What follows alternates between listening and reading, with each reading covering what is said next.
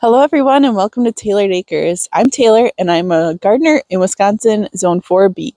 And today we're going to be tackling my dwarf apple trees and pruning them. It is currently February 27th. So this is a task to do when they're still dormant. So late winter is a great time to do that. So this is what I call my orchard. I have 4 dwarf apple trees here, and I got them bare root from Jung's 3 years ago now, which is crazy.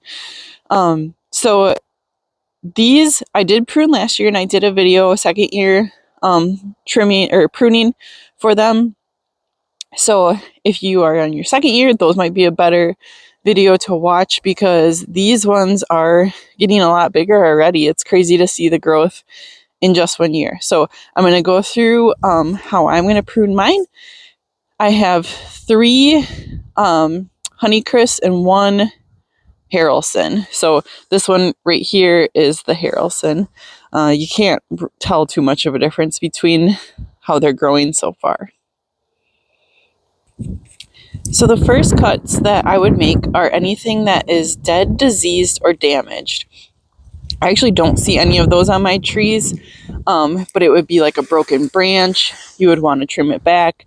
Anything that's dead, just take it all the way off. But those are the first cuts that I would make. So one thing to note here, when I'm making my cuts, I want to leave this collar on here. So I wouldn't cut any closer than this. That helps protect the tree here. So the other thing that I'm looking for when I'm going to be pruning some of these, so like say this one for example is going like straight up. We don't like that shape because when a fruit comes on it, it's going to come down here and it's going to break. So I'm looking for these outward facing buds and I'm going to prune above that. So when I talk about that, you'll know what I'm talking about. So the next thing that I'm going to be looking for is anything that is pointing back into the tree like this or crossing like this one is. So this one's a double bad branch here. So those are the next ones that I'm looking for, crossing or pointing back into the tree. I'm also going to be looking for ones that go straight up, which this tree seems to like to produce them. I know last year it was the same thing. So I'm going to be looking for these ones that go straight up. Like I said, it's a bad shape, so I'm going to trim them back to that outward facing bud. So hopefully next year then they will shoot out a new branch that direction instead of continuing up. I'm also going to be looking for spacing. So for example, this one has 4 branches super close together on this main trunk here. So I'm going to eliminate probably 2 of those so that there aren't as many coming off in that same point. And the final step I'm going to do is look for the leader. So this one has a bunch of them coming out right here. And then it has 2 that are really, truly trying to act like a leader here. You can see that. It's kind of hard to get on video. So, oh, this one is very silver. Oh, no, it is alive. Huh. Okay. So I'm probably going to leave some of these because the leader is so long now. So I'm probably going to leave that one, maybe cut this one back, but then I'm going to eliminate those 2 because they're trying to take over as another leader. I just want this one leader here to remain. So one more example of the leader situation on this tree. This one's got 2 that are trying to act like the leader, which are going straight up here at the top. So I'm going to cut it back to just 1 on there. But the other ones, I don't know if I had to do either one of those with the leaders last year. I think I did.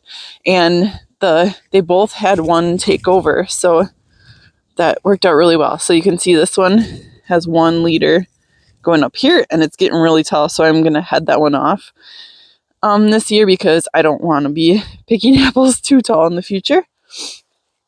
And then this one also has a really nice leader going on here now. So this is a good example of like really nice spacing on all the side branches. You can see there's lots of space in between them, and then there's kind of some levels of them so that they have enough space to get sun and air. So those are doing really well. I'm probably gonna take a few of these off here. These are all kind of getting close together. But then up here there is another set coming in of side branches, and those I'm gonna leave. Okay, so I'm gonna get to pruning and I'll leave you with some music.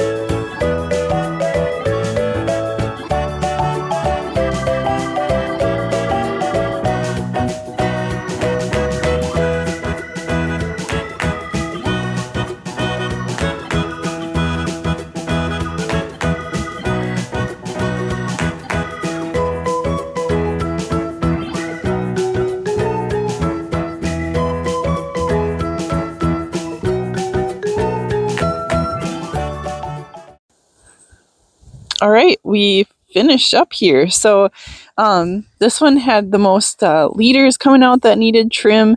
Otherwise, not too much going on with this one. I am going to keep my eye on this branch. There is a lot of growth at the end of it. So that might need some attention this year later. This one had a bunch of them that were going up, so I trimmed those off with the heading cuts with the outward facing bud. And then these two really didn't have much at all. This one had another leader there that needed a trim and some inward facing branches. And that one just didn't really have much at all. So that's all there was to it this year. All right, good luck with your pruning job this year and take care.